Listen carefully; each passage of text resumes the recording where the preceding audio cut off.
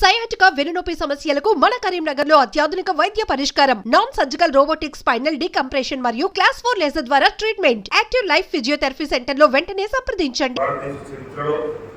April 17, 2026 అనేది మహిళా సోదరులందరి జీవితాల్లో కూడా ఒక చీకటి రోజుగా కాంగ్రెస్ పార్టీ బిగించిన రోజుగా మారిపోతా ఉంది. కాంగ్రెస్ పార్టీ దాని మిత్రపక్షాలు. ఎందుకంటే గత 30 సంవత్సరాల నుంచి కూడా 1986లో అప్పుడు దేవగౌడ గారు ప్రధానమంత్రి ఉన్నప్పటి నుంచి మొదలుకుంటే దేవగౌడ ప్రధానమంత్రిగా ఉన్నప్పుడు మహిళా బిల్లు పెట్టాలని ఆలోచన చేసినప్పుడు వ్యతిరేకించినటువంటి పార్టీ కాంగ్రెస్ పార్టీ. ఆయనకు మద్దతు లేకపోవడంతో ఆ బిల్లును పెట్టే ప్రయత్నం చేయలేదు. దాని తదనంతరం 1998లో కానీ 1999లో కానీ 2002లో కానీ 2003లో కానీ వాజ్పేయి గారు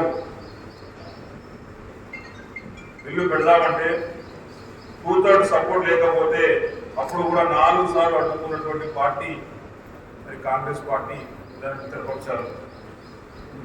అయినప్పటికీ కూడా 2010లో కాంగ్రెస్ పార్టీ మొదటిసారి బిల్లు తీసుకొచ్చినప్పుడు రాజ్యసభలో బిల్లు తీసుకొస్తే కాంగ్రెస్ పార్టీ అధికారంలో ఉంది. మహిళా రిజర్వేషన్ బిల్లు తీసుకొస్తే పూర్తి స్థాయిలో మద్దతు తెలిపినటువంటి పార్టీ భారతీయ జనతా పార్టీ. 2010లో రాజ్యసభలో బిల్లు పాస్ చేసి లోక్సభకు తీసుకురాకుండా కోల్డ్ స్టోరేజ్ లో పెట్టినటువంటి పార్టీ కాంగ్రెస్ పార్టీ. తిరిగి 13 సంవత్సరాల తర్వాత 2023లో మళ్ళీ ప్రధానమంత్రి మోడీ గారు 2023లో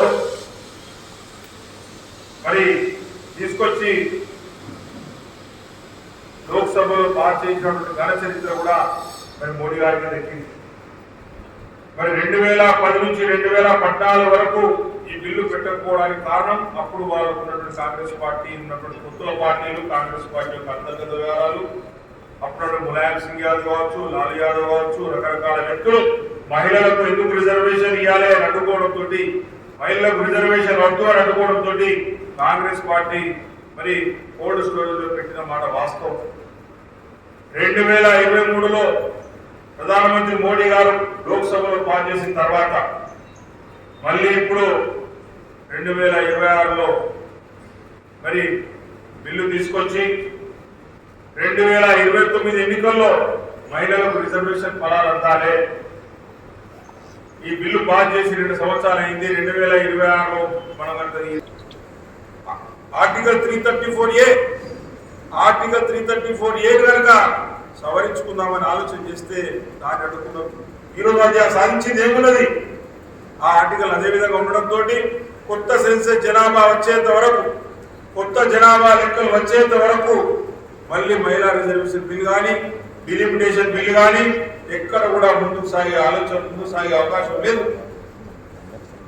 ఈ విధంగా కాంగ్రెస్ పార్టీ మరి వారి అధ్యక్షులు మల్లికార్జున ఖార్గే కావచ్చు, మరి గతంలో అధ్యక్షురాలు సోనియా గాంధీ గారు కావచ్చు, రాహుల్ గాంధీ గారు కావచ్చు, ప్రియాంక గాంధీ గారు కావచ్చు, నిన్న మీటింగ్ అయిపోయిన తర్వాత ఏం మాట్లాడుతూ ఉన్నారు? విజయ గర్వంతో వాళ్ళు ఏదో సాధించినట్టుగా మహిళలకు రిజర్వేషన్ రాకుండా చేసి ఏదో సాధించిన ఆనందంతో వాళ్ళు లోక్సభ నుంచి బయటికి వస్తూ వారు మాట్లాడే విధానం ఈరోజు ప్రపంచం అంతా కూడా చూసింది.